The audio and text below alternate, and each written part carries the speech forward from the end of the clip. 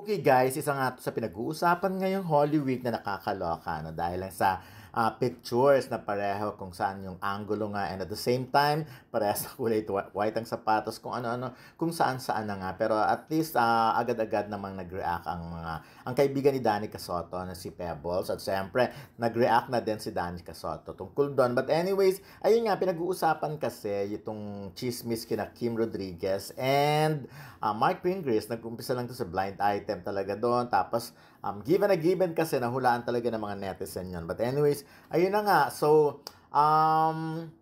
nakakaloka lang kasi at this early talagang hinusgahan na agad si Danica at si Mark. Yung iba pumunta na agad sa Instagram si Kim at si Mark. Yung iba nagpunta na agad sa Instagram ni Kim at kung ano-ano na yung mga masasakit na sinasabi. Talagang inassume na agad na totoo yan, na naninira siya ng pamilya. Ito nga, may mga nagsasabi sa kanya, masama po ang mga angkin, ang hindi sa'yo, yun lang, yung mga ganyan. So, at bagamat very much active naman si Kim sa kanya Instagram. Hindi niya sinasagot yung mga yon, no? Kasi may mga nire-replyan siya ng mga kaibigan niya. Like halimbawa kung nagtatanong tungkol sa Australia nga, ganun din naman. So, nagre-reply siya ron. Pero ang dami-dami na agad marites na nagpunta doon para lang manghusga. Which is, di ba, ang bilis naman talaga. Iba talaga ang panahon ngayon. Iba ang social media talagang lahat na yata ang napakaraming tao na judgmental. So, but anyways, ang sabi nga ni Pebbles, ng best friend, kaibigan ni Danica Soto Pingris, sabi niya, Remark Pingris, ay nako, he won't do that thing. Maraming priority si Mark. They have a beautiful family. Family yan. Tapos ito pa, the photo was taken before pa Feb 16 or before pa Feb 16. My best friend Danica and him have a very beautiful family. Holy Week na, dasal na lang po tayo para naman babawasan yung mga kasalanan natin. Kaya lang meron siyang hashtag na chare. So, ayun. And in that particular Facebook post niya ni Pebbles, sinabi niyang ganyan, nag-react nga, nag-comment nga doon si Danica, sabi niya, kalma miga, we love you. Ayun. So, nag-reply ulit si Pebbles, sinabi niya, buti ka pa, kalma. Sabi ng isa, Ate Pebs, sabi ni Van, na kaibigan din nila, Ate Pebs, tayo hindi kalma, gigil. Ha. Sagot ni Pebbles, mabilis kasi mag-spread mga ganyan. So, ayun na, eto nga nakikita nyo nga yung reply ni Danica sa post na yun ni Pebbles Duque.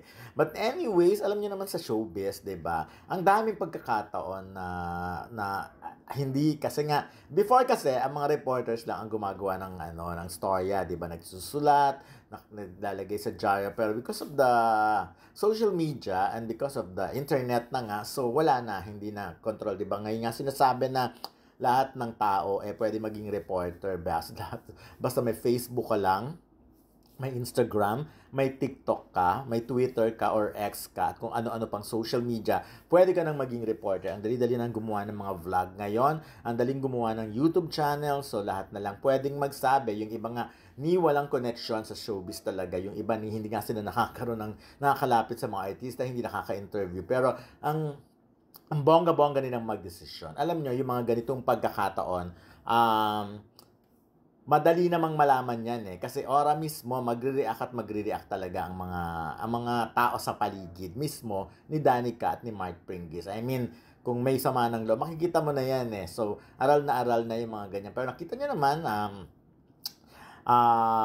kalma-kalma, sabi ni Danica. So, yun lang naman for now. At syempre, ayun na nga, abangan na lang natin ang mga susunod na kabanata. Pero wag tayo masyadong judgmental. Wag masyadong masakit magsalita, lalo sa babae sa panahon ngayon. Kasi yung iba naman kasi dami account lang, kaya hindi pwedeng kasuhan. Buti sana kung lahat katulad ni Senator Tito Soto na may ways or may means talaga kung paano hanapin yung vlogger, YouTuber na yon para na gumagawa ng mga at kinakasuhan talaga. So ngayon kasi ang dali-dali din kasi gumawa ng Facebook Facebook account, Instagram account, 'di ba? So basta may mga number ka lang, okay na okay nga. Yung iba nga wala ngang email address nakakagawa. So yun na lang, no.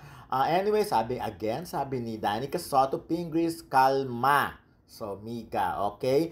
But anyways, abangan pa natin ang mga susunod na kabanata. Pero for now, yun na nga, magdika muna tayo. It's Monday, Thursday kasi. So, mas mag-focus tayo sa pagdadasal ngayong mga araw na ito. Ngayong